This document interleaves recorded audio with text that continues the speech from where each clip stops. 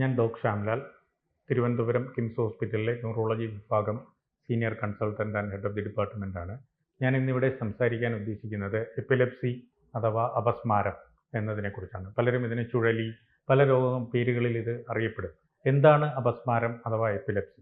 തലച്ചോറിലെ നാഡീകോശങ്ങളിൽ ഉണ്ടാകുന്ന അനിയന്ത്രിതമായ വൈദ്യുത പ്രവാഹത്തിൻ്റെ ഫലമായി രോഗിക്കുണ്ടാകുന്ന പ്രയാസത്തിനെയാണ് അപസ്മാരം അഥവാ എപ്പിലെപ്സി എന്ന് പറയുന്നത്. നമുക്കെല്ലാവർക്കും പരിചിതമായിട്ടുള്ള അപസ്മാരം അഥവാ എപ്പിലെപ്സി എന്ന് പറയുന്നത് ഒരു രോഗി അല്ലെങ്കിൽ ഒരു വ്യക്തി നിന്ന നിപ്പിൽ ഓർമ്മ പോയി താഴെ വീണ് കൈകാലുകളിട്ട് അടിച്ച് വായിലൂടെ നൊരയും പതയും ഒക്കെ വന്ന് ചിലപ്പോൾ മൂത്രവും മലവും ഒക്കെ പോകുന്ന ഒരവസ്ഥ. അതൊരു 2 മിനിറ്റോ 3 മിനിറ്റോ ഒക്കെ നിൽക്കും. അതിനുശേഷം രോഗി കൺഫ്യൂസ്ഡ് ആയിരിക്കും.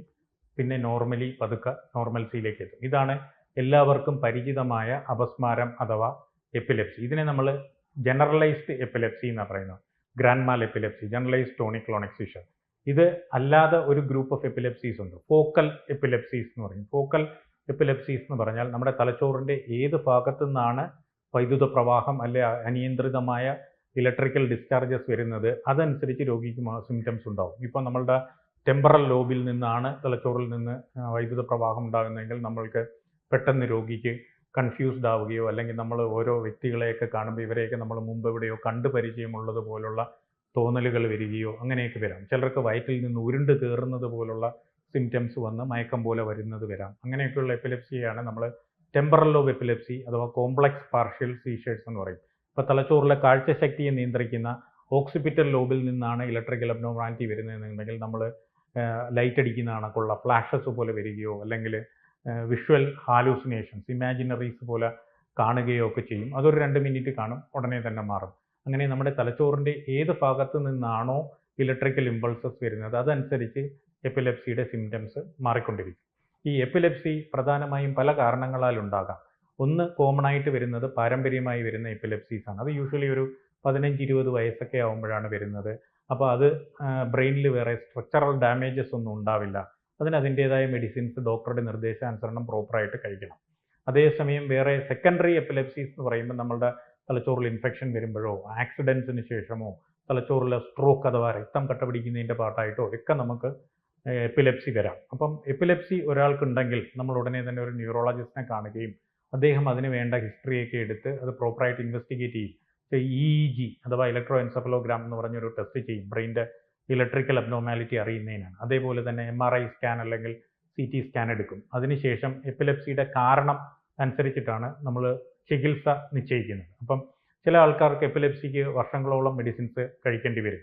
ഇപ്പോൾ സ്ട്രക്ചറൽ ഡാമേജസ് ആണെങ്കിൽ ഒരു ചെറിയ ശതമാനം ആൾക്കാർക്ക് സർജറിയിലൂടെ അത് കംപ്ലീറ്റ് ആയിട്ട് മാറ്റാൻ പറ്റും. അതിനെയാണ് എപ്പിലെപ്സി സർജറി പ്രോഗ്രാം എന്ന് പറയുന്നത്. ഈ എപ്പിലെപ്സിയുടെ മെഡിസിൻസ് ഇതിനകത്ത് ഏറ്റവും ഇമ്പോർട്ടൻ്റ് ആയിട്ടുള്ളത് ഒരു ഡോക്ടറുടെ നിർദ്ദേശാനുസരണം പലരും ചെയ്യുന്നത് ഒരു 2 മാസത്തോളം അസുഖമില്ലാതിരിക്കുമ്പോൾ ആ മെഡിസിൻസ് നിർത്തും. ഒരു കാരണവശാലും അങ്ങനെ ചെയ്യരുത്. മിനിമം 2 വർഷത്തോളം നമുക്ക് സാധാരണ എപ്പിലെപ്സി ആൾക്കാർക്ക് അസുഖമില്ലാതിരുന്നാൽ മാത്രമേ ഡോക്ടറുടെ നിർദ്ദേശാനുസരണം EEG റിപ്പീറ്റ് ചെയ്ത് എപ്പിലെപ്സി ഇല്ല എന്ന് ഉറപ്പാക്കിയതിന് ശേഷം മാത്രമേ മെഡിസിൻ നിർത്താവൂ. പിന്നെ എപ്പിലെപ്സി രോഗികൾ ശ്രദ്ധിക്കേണ്ട ഏറ്റവും പ്രധാന കാര്യം എന്ന് പറയുന്നത് പ്രോപ്പറായിട്ട് ഉറക്കം കിട്ടാനായിട്ട് ശ്രദ്ധിക്കണം. റെഗുലറായിട്ട് മെഡിസിൻസ് കഴിക്കാൻ ശ്രദ്ധിക്കണം. ആൽക്കഹോൾ പോലുള്ള ലഹരി പദാർത്ഥങ്ങൾ നമ്മൾ കഴിവതും ഒഴിവാക്കാനായിട്ട് ശ്രമിക്കണം. ഇതെല്ലാം വളരെ ഇമ്പോർട്ടൻ്റ് ആണ്. പിന്നെ അഡ്വഞ്ചറസ് സ്പോർട്സിൽ പാർട്ടിസിപ്പേറ്റ് ചെയ്യാതിരിക്കാൻ ശ്രദ്ധിക്കണം. ലൈക്ക് സ്വിമ്മിങ്, ട്രെക്കിംഗ്, ഇങ്ങനെയുള്ള സാധനങ്ങൾ നമ്മൾ എപ്പിലെപ്സി രോഗികൾ കഴിവതും ഒഴിവാക്കേണ്ടത് അത്യാവശ്യമാണ്. പിന്നെ അല്ലാതെ ഒരു നോർമൽ ലൈഫ് ഇപ്പം മെഡിക്കേഷൻസ് കഴിക്കുന്ന ഒരാൾക്ക്, എപ്പിലെപ്സി ഉള്ള ഒരാൾക്ക് നയിക്കുന്നതിന് യാതൊരു പ്രോബ്ലവുമില്ല. ഇപ്പം ഒരുപാട് ന്യൂവർ ഡ്രഗ്സ് എപ്പിലെപ്സിയിൽ അവൈലബിൾ ആണ്. സൈഡ് എഫക്ട്സ് ഒന്നും ഇല്ലാത്ത വളരെ സേഫായിട്ടുള്ള, ഈവൻ ഗർഭിണികൾക്ക് പോലും കഴിക്കാൻ പറ്റുന്ന രീതിയിലുള്ള അപസ്മാരത്തിനുള്ള ഒരുപാട് മെഡിക്കേഷൻസ് ഇപ്പോൾ അവൈലബിൾ ആണ്. അതൊരു ഡോക്ടറുടെ നിർദ്ദേശാനുസരണം പ്രോപ്പറായി എടുത്താൽ നമുക്ക് എപ്പിലെപ്സി നല്ല രീതിയിൽ കൺട്രോൾ ചെയ്യുകയും ഒരു നോർമൽ ലൈഫ് ലീഡ് ചെയ്യാനും സാധിക്കും. അതുകൊണ്ട് നമ്മൾ മനസ്സിലാക്കേണ്ടത് എപ്പിലെപ്സി അഥവാ അപസ്മാരം എന്ന് പറയുന്നത് തലച്ചോറിൻ്റെ ഒരു വൈദ്യുതി പ്രവാഹത്തിലുണ്ടാകുന്ന തകരാറിൻ്റെ പാർട്ടായിട്ടുള്ള ഒരു രോഗാവസ്ഥയാണ്. അതിൻ്റേതായ കാരണങ്ങളുണ്ട്. അതൊരു ന്യൂറോളജിസ്റ്റിൻ്റെ സഹായത്തോടെ പ്രോപ്പറായിട്ടുള്ള മെഡിക്കേഷൻസ് കഴിച്ചാൽ നമുക്ക് കംപ്ലീറ്റ് ആയിട്ട് കൺട്രോൾ ചെയ്യുകയോ ഒരു പരിധിവരെ കംപ്ലീറ്റ് ആയിട്ട് ഇല്ലാതാക്കാനോ സാധിക്കും.